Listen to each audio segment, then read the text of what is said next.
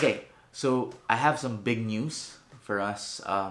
Today is actually the first day that I'm taking one step forward to actually retiring or semi-retiring my MacBook Pro 2015 Retina, which is actually about 7 years old now. And I have been editing on that machine for quite a long time already.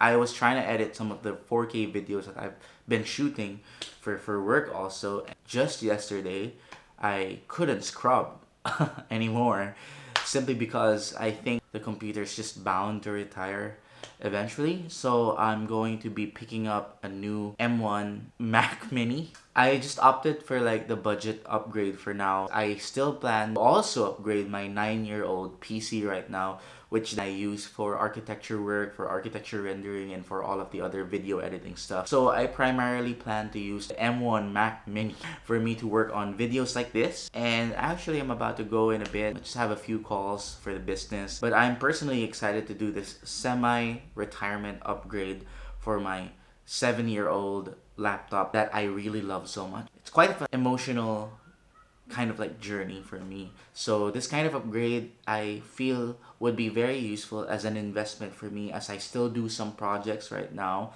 on top of my business that require me a lot of graphic intensive work. So with that being said, let's head on over to our destination. So see you guys in a bit.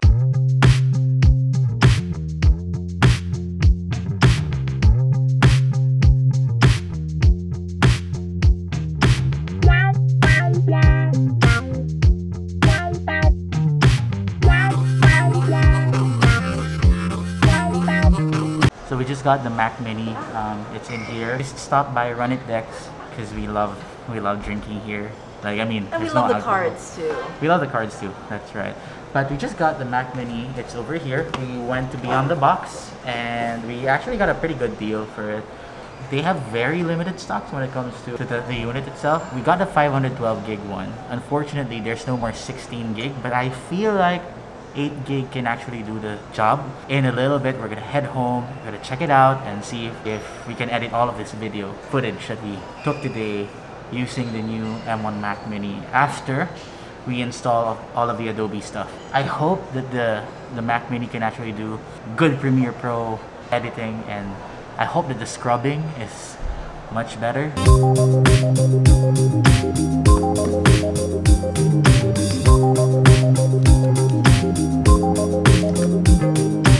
Okay, so we're back in the office, and this is the M1 Mac Mini that we got just a while ago. We tested it out in the store. It works, but we have yet to check if the programs we're going to be installing actually work.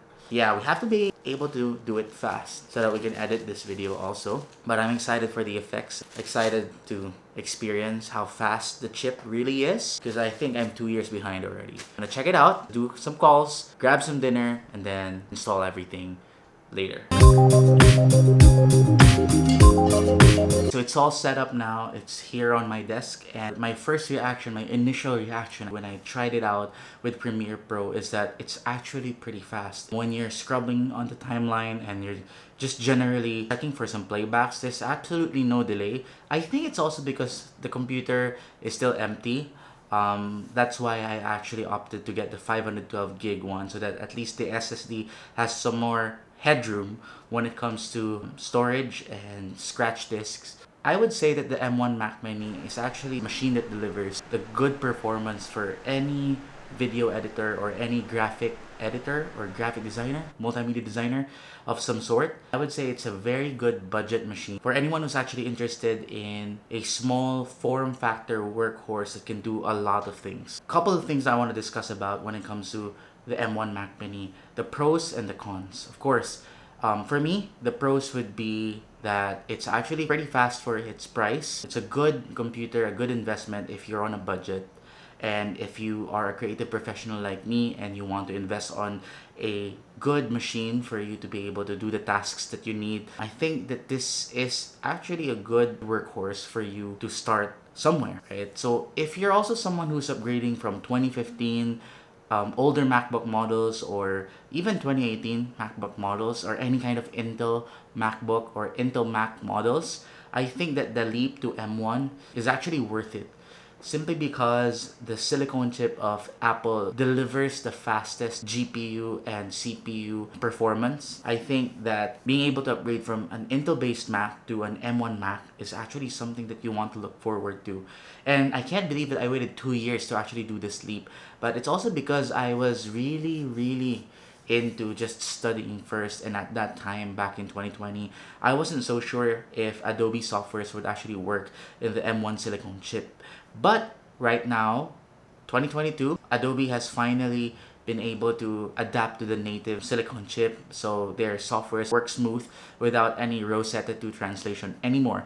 So you can really expect that the performance when it comes to Adobe softwares like Premiere Pro, Photoshop, Illustrator, InDesign, any kind of software from Adobe can actually perform really well on the M1 Mac. Another pro for me is actually the form factor of the M1 Mac Mini. So it doesn't really take any kind of space or real estate on your desk. Because it's a small footprint, it can adapt to any kind of desk, whether it's a minimal desk, a maximal desk, or any kind of desk, whatever. The profile is very small and it actually looks good, right? So if you're on a budget, if you're a creative professional, and if you're someone who does intense office work, whatever that is, everything works fine on the M1 silicon chip.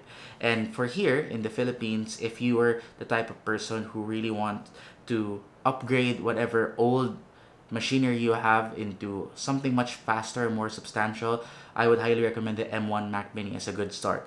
Now, I want to talk about the cons. Number one is that because it's just a computer, if you don't have the peripherals yet, like the monitor or like a keyboard or a mouse, you might have to rethink getting either a MacBook Air or a MacBook Pro M1.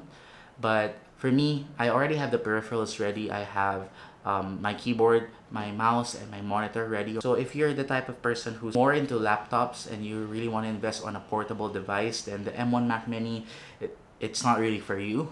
Okay, but I would recommend that if you're the type of person, like especially right now most people are working from home and you have a home office like I do, I think the M1 Mac Mini can do the job for you. The second con that I realized here is that M1 Mac Mini is not upgradable anymore.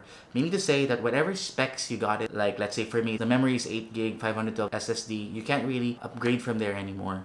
So it's not an upgradable unit, unlike my former 2015 MacBook Retina. The M1 Mac Mini is not really upgradable, so you have to keep that in mind. Whatever you get, that's it.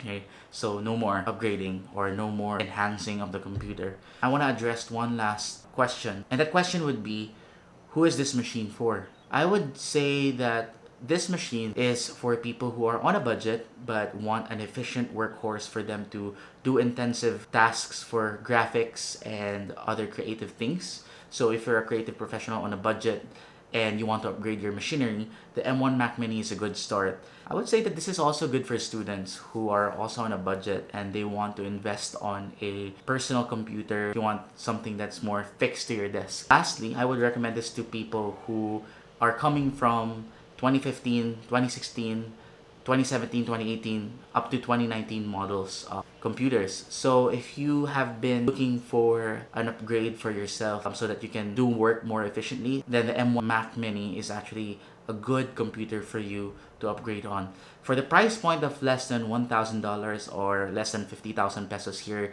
in the Philippines, the M1 Mac actually delivers really good performance. But how about creative professionals?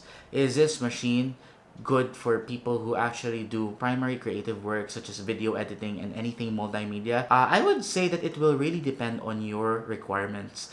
If you're someone who does video work every single day of your life, or if that's your main work, I suggest that you invest on probably stronger or a faster PC. There are several options for you to choose when it comes to building your own PC. Especially if you want to invest on a really good graphics card, PC still is the best for creatives. And if you're doing architecture work like me, like if you're a dedicated architect and you want to set up your own home office, I also would suggest that you just invest on a PC if you have the money, for if you have the budget. 50K, I think you can be able to invest on a laptop also that is fast enough to do 3D rendering. But if you're serious about your work when it comes to architecture, video editing, and multimedia, I would say that getting a PC is still the best way to go. The M1 Mac Mini is a good in-between. If you're a creative professional or if you have intensive office tasks, this machine can do a lot for you already for the price point. But if I were to invest on a more expensive machine, I would actually go for an upgrade of my PC. But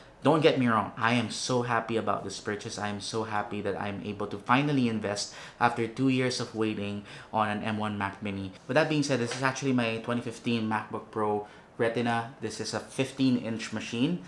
I did most of my work here back in 2017, all the way until earlier this year.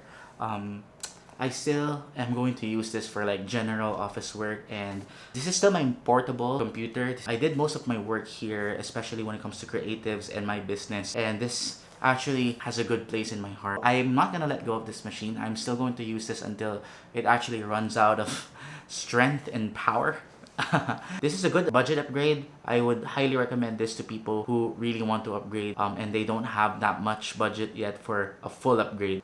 Budget friendly M1 at the palm of your hands in 2022. Sulit pa ba siya? My answer is sulit na sulit pa rin. Definitely, if you really want to make the best out of your M1 Mac Mini, you can also invest on a dock or a card reader, a dongle, because it lacks a lot of ports. That's one of the cons also. So that's about it. That's my review for the M1 Mac Mini. I hope that you guys enjoyed this. If you guys got a lot of value from this small mini review, don't forget to give me a like and subscribe to my channel, and you can also find me on Instagram and on Twitter, and you can subscribe for more. I'll see you guys in the next video.